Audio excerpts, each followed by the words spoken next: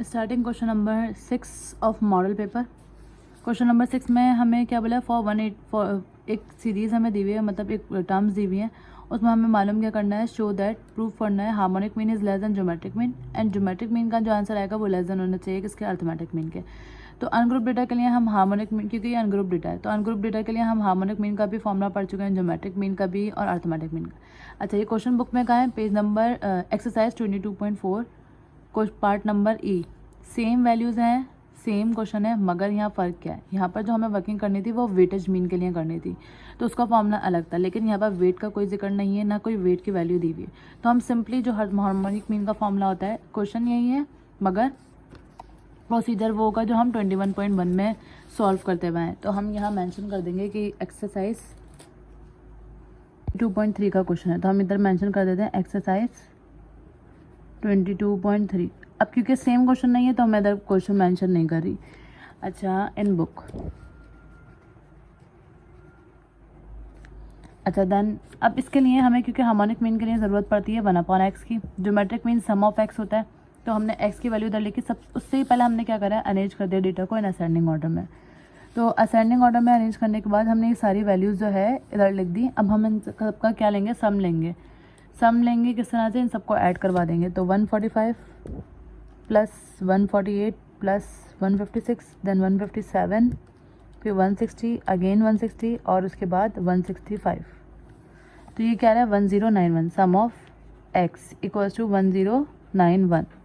Check कर लेते हैं अगेन, पहले अरेंज किया 145, 148, 156, 157, 160। यहाँ पर 3 टाइम्स है, हमने यहाँ 2 टाइम लिखा है, तो यहाँ पर एक और कॉलम में हम क्या लिख देंगे, 160, क्योंकि ये 3 दफ़ा है। तो 1091 में हम क्या ऐड करवा देंगे, 160 मज़ीद ऐड करवा देंगे ताकि ये सही हो जाए। 1091 प्लस 160 क्या आ रहा है, 1251। इसको सही कर लेते हैं। अच्छा, यहाँ पे जो करना है वो हमें क्या करना है, 1/x करना है। तो 1/x का मतलब क्या है, 1x की जितनी भी वैल्यूज़ हैं पहले 1 से डिवाइड करना है, यानी 1 डिवाइडेड बाय 145 क्या आ जाएगा, आंसर डेसिमल में लिखेंगे। ये एक्सपोनेंट में आ रही है, अगर हम इसको डेसिमल में कन्वर्ट करेंगे, एक्सपोनेंट -3 है तो हम इसको किस तरह से, सिंपल कैलकुलेटर में ये पॉइंट में ही आएगा, हम किस तरह से लिखेंगे, 0.00, एक्सपोनेंट -3 है ना, तो 6896, देन 148 है तो 1 डिवाइडेड बाय 148। यहाँ पे भी एक्सपोनेंट -3 आ रही है तो क्या आ जाएगा, 0.006756। उसके बाद 1 डिवाइडेड बाय 156, तो ये क्या रहा है, एक्सपोनेंट -3 है तो मतलब 0.006410। एक्सपोनेंट -3 का मतलब क्या होता है, ये भी कन्वर्जन देखिए, पॉइंट के फर्स्ट डेसिमल प्लेस के बाद हमें पॉइंट को उस तरफ ले जाना होगा। 1 यहाँ है 1 2 3, तो ये क्या आ गया, 3 आ जाएगा। अब 157, वैसे सिंपल कैलकुलेटर से आप निकालेंगे तो पॉइंट में इसी तरह आंसर आ जाएगा, 1 डिवाइडेड बाय 157, तो आंसर क्या आएगा, 0, क्योंकि एक्सपोनेंट -3 है तो 0.006369, देन 1 डिवाइडेड बाय 160,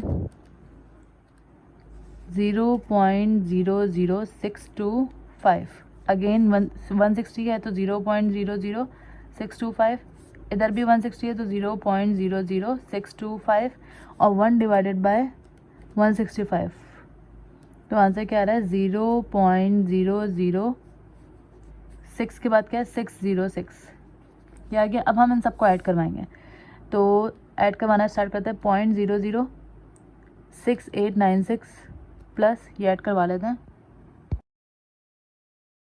सबको ऐड करवाने के बाद आंसर क्या आ रहा है, 0.051241। इन सबका टोटल क्या आ रहा था, 1251। अब स्टार्ट करते हैं, ये दोनों कॉलम बनाने के बाद हम स्टार्ट करेंगे क्वेश्चन सॉल्व करना। तो सबसे पहले अगर हम बात करें हार्मोनिक मीन की, तो पहले हार्मोनिक मीन निकालना है, तो हार्मोनिक मीन का फॉर्मूला यूज़ करेंगे। पहले हमने लिख दिया for harmonic mean. Harmonic mean का फॉर्मूला क्या होता है, हार्मोनिक मीन का फॉर्मूला होता है, harmonic mean equals to n divided by sum of 1/x। अब n क्या यूज़ करेंगे हम यहाँ पर, n यूज़ करेंगे यहाँ पर लिख देते हैं एन क्या यूज़ करना है। यहाँ पे कितनी टर्म है हमारे पास 1 2 3 4 5 6 7 8, तो एन क्या यूज़ करेंगे हम 8 यूज़ करेंगे। तो इधर हम हार्मोनिक मीन एन की जगह पे क्या आ जाएगा 8, और सम ऑफ 1 अपॉन एक्स क्या आया है 0.051241। 8 को डिवाइड करवाएंगे अब इससे, तो 8 डिवाइडेड बाय 0.051241 क्या आ रहा है आंसर 156.124। ये किसका आंसर आ गया, हार्मोनिक मीन का आंसर आ गया। हम क्या फाइंड करेंगे, ज्योमेट्रिक मीन फाइंड करेंगे। क्या क्या मेंशन करेंगे सबसे पहले कि फॉर ज्योमेट्रिक मीन। अब हम किसके लिए वर्किंग कर रहे हैं, ज्योमेट्रिक मीन के लिए। तो for geometric mean, geometric mean के लिए हम ज्योमेट्रिक मीन का फॉर्मूला यूज़ करेंगे। तो ज्योमेट्रिक मीन का फॉर्मूला क्या होता है, ज्योमेट्रिक मीन का फॉर्मूला होता है geometric mean equals to, multiply करवाता है इधर एक्स की वैल्यूज़ को, यानी सम ऑफ मल्टीप्लाइज, यानी मल्टीप्लिकेशन ऑफ एक्स, सारी वैल्यूज़ ऑफ एक्स को मल्टीप्लाई करवाएंगे और उसकी पावर क्या होती है 1/n। तो सारी वैल्यूज़ एक्स की वैल्यूज़ को मल्टीप्लाई करवाने का मतलब क्या है, एक्स की वैल्यूज़ क्या है 148 145 156 157 ये सारी हैं। तो 145 मल्टीप्लाई, यानी इसका मतलब है सबको मल्टीप्लाई करवा दें। 148 मल्टीप्लाई 156 मल्टीप्लाई, देन क्या है 157 मल्टीप्लाई 160 मल्टीप्लाई अगेन मल्टीप्लाई, और 163 टाइम्स है, फिर 165 डिवाइड करवा देंगे इसको किससे, नहीं डिवीजन नहीं है इधर, सॉरी इधर क्या है पावर है। डिवीजन हार्मोनिक मीन में है और अर्थमेटिक मीन में होता है। तो 1/n की जगह पे क्या आ जाएगा 8। अब इन सबको हम मल्टीप्लाई करवाएंगे। मल्टीप्लाई किस तरह से करवाएंगे, 145 को मल्टीप्लाई करा 148 से, यानी सारी कैलकुलेटर में एक साथ रख देंगे। 145 मल्टीप्लाई 148 156 157 160 160 अगेन 160 और 165। तो ये क्या, now question number 7 which is 1 + cos theta upon 1 - cos theta equals to sin theta upon 1 - cos theta. तो ये बुक में कौन सा क्वेश्चन है, एक्सरसाइज 30.4 का क्वेश्चन नंबर 1 पार्ट 6। तो अब हम इसको किस तरह से सॉल्व करेंगे, यहाँ हमने मेंशन कर दिया कि ये वाला क्वेश्चन जो है वो बुक का ही है 30.4 क्वेश्चन नंबर 1 पार्ट 6। अच्छा, अब इसको हम कैसे सॉल्व करेंगे, सबसे पहले हम लेंगे left hand side, taking left hand side. Left hand side क्या है 1 + cos theta upon 1 - cos theta. हम क्या करेंगे, इसी रूट के अंदर हम मल्टीप्लाइंग और dividing, multiplying and dividing under root 1 - cos theta ना, तो 1 + cos थीटा आ जाएगा। तो इस पूरी वैल्यू को हमने किससे मल्टीप्लाई करवाना है, 1 + cos, क्योंकि रूट में तो हम एक ही रूट में दोनों 1 + cos थीटा से मल्टीप्लाई भी करवा दें इसको और डिवाइड भी करवा दें। तो डिवाइड का मतलब क्या है 1 - cos थीटा, लेकिन हमें यहाँ पर नोट करना है left hand side, right hand side पे जो हमें वैल्यू प्रूफ करनी है वो क्या है sin थीटा ऊपर है और नीचे क्या है 1 - cos थीटा। तो हम मल्टीप्लाई और डिवाइड 1 + cos थीटा के बजाय किससे करवाएंगे 1 - cos थीटा से। तो हम यहाँ रिमूव करके क्या कर देते हैं -cos थीटा, क्योंकि अगर हम प्लस कर देंगे तो ऊपर 1 + cos थीटा कैंसिल नहीं होगा। 1 - cos थीटा हम नीचे मल्टीप्लाई और डिवाइड करवा देंगे इसके। तो 1 - cos थीटा भी यहाँ पर आ गया। अब किस तरह से सॉल्व करेंगे हम 1 + cos थीटा, 1 + cos थीटा और 1 - cos थीटा, ये a + b और a - b हो जाएगा। तो यहाँ पे क्या आ जाएगा a² - b² divided by 1 - cos theta 1 - cos theta 1 - cos theta का square, 1 - cos square a² - b² क्या हो जाएगा 1 का स्क्वायर 1 cos थीटा का स्क्वायर cos स्क्वायर थीटा, और डिनोमिनेटर में 1 - cos थीटा का होल स्क्वायर। यहाँ होल स्क्वायर है और यहाँ सिर्फ क्या है cos पे स्क्वायर, यानी इंडिविजुअली स्क्वायर था, तो हम इसको इससे कैंसिल नहीं कर सकते। रूट ऐसे आया। अब ये रूट हम क्या करेंगे 1 - cos स्क्वायर थीटा, यहाँ पर प्रॉपर्टी लगेगी। कौन सी प्रॉपर्टी लगेगी, हमने ट्रिग्नोमेट्री में पढ़ा था sin square theta plus cos square theta equals to 1। अब हमें क्या चाहिए यहाँ से 1 - cos स्क्वायर थीटा, तो प्लस का cos स्क्वायर थीटा उधर जाके क्या हो जाएगा, माइनस का कॉस स्क्वायर थीटा। तो 1 माइनस कॉस स्क्वायर थीटा किसके बराबर आ रहा है, साइन स्क्वायर थीटा के। तो हम इधर क्या लिख देंगे इसके बदले, साइन स्क्वायर थीटा, डिनोमिनेटर में भी रूट लगेगा पहले, और 1 माइनस कॉस थीटा का whole square by root. Square से ये रूट कैंसिल, स्क्वायर से ये रूट कैंसिल, तो यहाँ पे क्या आ जाएगा, sine theta upon 1 minus cos theta. Left hand side यही है, sine theta upon 1 minus cos theta. इसको सॉल्व करने से भी क्या आ रहा है, sine theta upon 1 minus cos theta. तो हम इधर लिख सकते हैं left hand side equals to right hand side, proved. Now starting question number 8। Question number 8 क्या है, find the area of the sector whose radius is 4 centimetre with the central angle of pi upon 4 radian. तो ये जो book में question number है 7, और ये exercise find the area of the sector with the central angle of pi upon 4, same question है। Pi upon 4 radian दिया हुआ है और रेडियस क्या दिया हुआ है, 4 सेंटीमीटर, बिल्कुल सेम क्वेश्चन है। एक्सरसाइज कौन सी है, 30.2 और क्वेश्चन नंबर 7। तो हमने यहाँ मेंशन कर दिया क्वेश्चन लिखने के बाद कि हमने ये वाली एक्सरसाइज का क्वेश्चन कर रहा है ये, और क्वेश्चन नंबर 7 है। तो हम स्टार्ट करते हैं। बोला क्या है हमें, the find the area of sector. हमें मालूम क्या करना है, एरिया मालूम करना है। तो हमने इधर लिख देना है, सबसे पहले हम डेटा बनाएंगे इधर।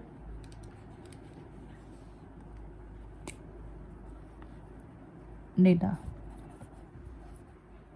गिवन क्या क्या है हमें इधर मालूम, सबसे पहले तो मालूम करना है इधर एरिया गिवन, और क्या है, रेडियस दिया हुआ है 4 सेंटीमीटर, और एंगल पाई अपॉन 4 रेडियन, यानी एंगल क्या दिया हुआ है, पाई बाय 4 रेडियन। एंगल में रेडियन या तो एंगल या तो रेडियन में दिया हुआ होता है या डिग्री में दिया हुआ होता है। तो इधर रेडियन में मेंशन हुआ है तो पाई बाय 4 आ गया। अब सबसे पहले क्योंकि हमें एरिया मालूम करना है तो हमें एरिया का फॉर्मूला पता होना चाहिए। एरिया का फॉर्मूला क्या होता है, एरिया ऑफ सेक्टर, एरिया का फॉर्मूला होता है area equals to 1/2 R square theta. तो 1/2 ये एज इट इज़ आया, आर स्क्वायर का मतलब क्या है, 4 का स्क्वायर, और थीटा यानी पाई अपॉन 4। तो हम इसको किस तरह से सॉल्व करेंगे, 1/2 ये ऐसे ही आ जाएगा, 4 का स्क्वायर है 16, पाई अपॉन 4 का मतलब क्या है, पाई की वैल्यू क्या होती है 3.14। तो पाई की जगह पर पाई की वैल्यू रख देंगे 3.14 डिवाइडेड बाय 4। अब अगर हम ऊपर वाली सारी वैल्यूज़ को मल्टीप्लाई करवाएं तो 1 मल्टीप्लाई होगा 16 से 16, और 16 को हम 3.14 से मल्टीप्लाई करवाएंगे। क्या आंसर आ गया, 50.24 डिवाइड करवाएंगे, 2 को 4 से मल्टीप्लाई करवाया 8। तो अब 50.24 को हम किससे डिवाइड करवा देंगे, 8 से, डिवाइडेड बाय 8। तो ये क्या आंसर आ रहा है, 6.28। अब क्योंकि एरिया है, एरिया का यूनिट क्या होता है, सेंटीमीटर स्क्वायर। तो इधर क्या लिख दिया हमने, area equals to 6.28 centimetre square, which is the answer. Now the question number 9 of the model paper is a straight line drawn from the centre of a circle. हमने एक स्ट्रेट लाइन ड्रॉ करनी है, कहाँ से, drawn from the centre of a circle, centre of circle से, to bisect a chord, जो chord को bisect करे। अब कॉर्ड क्या होता है, कॉर्ड हमने cord of a circle chapter पढ़ा, उसमें कॉर्ड पढ़ा था कि अगर हमारे पास कोई सर्कल है तो कॉर्ड क्या होगा, कोई भी दो पॉइंट्स जो उस सर्कल के आर्क को मिला रही हो, यानी इस पॉइंट को मिला रही हो। ऐसे भी हो सकते हैं वो, ऐसे दो पॉइंट मिसल में, मगर वो रेडियस ना हो, क्योंकि रेडियस डायमीटर ना हो, क्योंकि रेडियस क्या होता है, सेंटर से लेकर एंड तक का डिस्टेंस, और ये पूरा पॉइंट होता है, मतलब ये पूरा डायमीटर होता है। लेकिन कॉर्ड क्या होता है कि दो ऐसे पॉइंट जो उसको सरफेस को मिला तो रही हो, लेकिन वो रेडियस या डायमीटर ना हो। तो ये पॉइंट भी हो सकता है, वो ये पॉइंट भी हो सकता है, लेकिन वो डायमीटर ना हो। सही है। अब हमें प्रूफ क्या करना है, प्रूफ ये करना है which is not a diameter, यहाँ पे लिखा हुआ भी है, is perpendicular to the chord, prove it. हमें एक स्ट्रेट लाइन ड्रॉ करनी है सेंटर ऑफ सर्कल से। तो हमने एक स्ट्रेट लाइन ड्रॉ करी सेंटर ऑफ सर्कल से, सेंटर है, ये सर्कल है हमारा और ये इसका सेंटर है, उससे एक स्ट्रेट लाइन ड्रॉ करनी है from the centre of circle to bisect a chord, और एक कॉर्ड बना हुआ है और जो लाइन हम ड्रॉ करेंगे वो बाइसेक्ट करे। बाइसेक्ट का मतलब क्या होता है, टू इक्वल पार्ट में कॉर्ड को बाइसेक्ट करे। विच इज़ नॉट अ डायमीटर, जो डायमीटर, ये डायमीटर नहीं है, डायमीटर क्योंकि कहाँ से स्टार्ट होता है, सेंटर से स्टार्ट होता है। इस परपेंडिकुलर टू द कॉर्ड, हमें ये प्रूव करना है कि जो लाइन हम ड्रॉ करेंगे ये कॉर्ड से परपेंडिकुलर है। परपेंडिकुलर का मतलब क्या होता है कि अगर हमारे पास एक लाइन हॉरिजॉन्टल है तो दूसरी क्या होनी चाहिए, वर्टिकल। तो हमने ये थ्योरम समझ दिया। अभी थ्योरम जो है क्वेश्चन एक्सरसाइज में नहीं है, ये थ्योरम आपको एग्जाम्पल्स में दिया हुआ है। यानी 25.2 से पहले थ्योरम है थ्योरम 25.3 जो यहाँ पर लिखा हुआ है कि perpendicular from the centre of a circle to a chord bisect it. Perpendicular from the centre of a circle, centre of circle से perpendicular, bisect a chord, bisect chord को बाइसेक्ट करिए। तो यही बिल्कुल एग्जैक्ट यही थ्योरम लिख कर आना है, मतलब दिया हुआ है मॉडल पेपर में।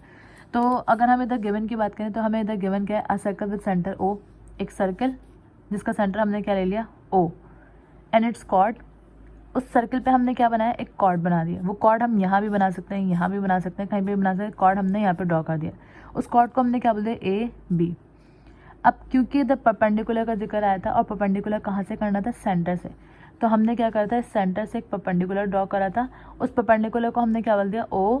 जिस पॉइंट पे जाकर वो बाइसेक्ट हुआ था उसको क्या बोल दिया, सी। तो ये परपेंडिकुलर क्या हो गया, O C. From O meets A B. ये परपेंडिकुलर कहाँ से स्टार्ट हुआ था, ओ से, जो कि मीट कर रहा था लाइन ए बी पे। हम ये कह सकते हैं O C is perpendicular to A B. हम ये कह सकते हैं कि ओ सी परपेंडिकुलर है किसके, ए बी के।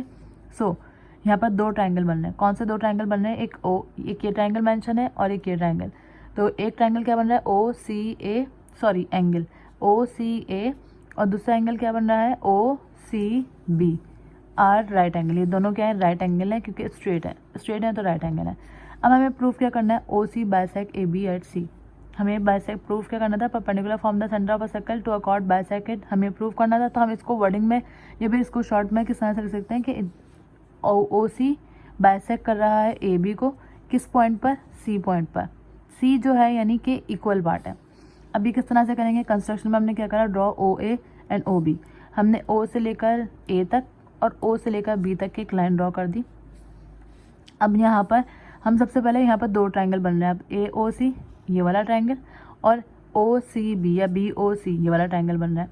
अब अगर हम इसमें देखें तो एक एंगल जो हमें गिवन है which is right angle triangle, और राइट एंगल ट्रायंगल कौन सा है, ओ सी ए। ये राइट एंगल ट्रायंगल है विच इज़ 90, और यही जो है वो किसके बराबर है, ओ सी बी। ये दोनों ट्रायंगल किसके बराबर है, 90 के बराबर है। ये क्या था, ये गिवन था, क्योंकि कॉर्ड भी हमें गिवन है, परपेंडिकुलर भी गिवन है। हमें तो ये प्रूव करना है कि पॉइंट सी पर बाइसेक्ट कर रहा है, तो ये गिवन हो गया। अब ओ ए इक्वल्स टू ओ बी, ओ ए बराबर आ रहा है ओ बी के। क्यों आ रहा है, क्योंकि radial segment of the same circle, same circle है।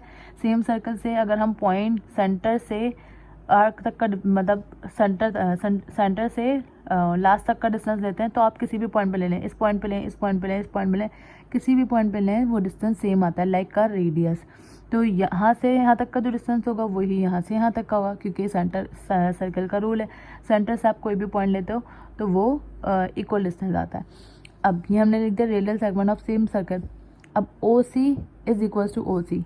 ओ सी अगर हम इस वाली साइड को देखें तो ओ सी है, इस वाली साइड के लिए ओ सी काउंट करें तो ये दोनों ओ सी जो है वो इक्वल है, मतलब कॉमन साइड जो है वो इसकी क्या है, ओ सी। यानी ट्राइंगल ओ सी बी को देखेंगे तब भी ओ सी आ रहा है राइट एंगल पर। अगर ट्राइंगल ओ बी सी को देखेंगे तब भी ट्राइंगल आ रहा है इस पर। तो हमने क्या बोल दिया, ये ओ सी क्या है, कॉमन साइड है। अच्छा, अब ट्राइंगल ओ ए ओ सी, इन सब वैल्यूज़ को हमारे पास ये साइड बराबर आ गई, एंगल बराबर, दो साइड और एक एंगल बराबर है, तो हमने क्या बोल दिया, angle A O C equals to angle B O C. क्योंकि दो एंगल और एक साइड, दो साइड और एक एंगल बराबर आ गया, तो हमने क्या बोल दिया कि ये वाला एंगल जो है वो बराबर है इस एंगल के। देन हम क्या कह सकते हैं, ए सी इक्वल्स टू बी सी, क्योंकि दोनों ट्राइंगल बराबर हैं, तो ए सी इक्वल्स टू बी। ए सी का जो डिस्टेंस होगा वही डिस्टेंस किसका होगा, बी सी का। और क्यों, क्योंकि corresponding sides of congruent triangle, क्योंकि कॉन्ग्रुएंट ट्रायंगल का कॉन्ग्रुएंट ट्रायंगल है। कॉन्ग्रुएंट ट्रायंगल क्या होता है कि जो डिस्टेंस यहाँ पर होता है वही डिस्टेंस जो है वो इसका होता है। So O C bisect the chord A B. O C bisect किसको कर रहा है, कॉर्ड ए बी को। C is the mid point, क्योंकि ए से सी तक का डिस्टेंस भी वही आया है सी से बी तक का, तो हम ये कह सकते हैं कि सी जो है वो क्या हो गया, इस लाइन का मिड पॉइंट। तो हमें यही प्रूव करना था कि सी जो है वो बाइसेक्ट कर रहा है। हमें ये प्रूव करना था O C bisect A B at C. O C bisect कर रहा है ए बी को एट पॉइंट सी पर। तो हमने किस तरह से प्रूव करा ये कि इसको इसका सी को ए बी का मिड पॉइंट बता दिया। तो जब ये मिड पॉइंट आ गया दैट मीन ये मिड का मतलब क्या होता है, हाफ में कवर डिस्ट्रीब्यूट कर रहा है। तो हाफ में डिस्ट्रीब्यूट करना और बाइसेक्ट करना एक ही बात है, तो ये क्या हो गया, प्रूव हो गया।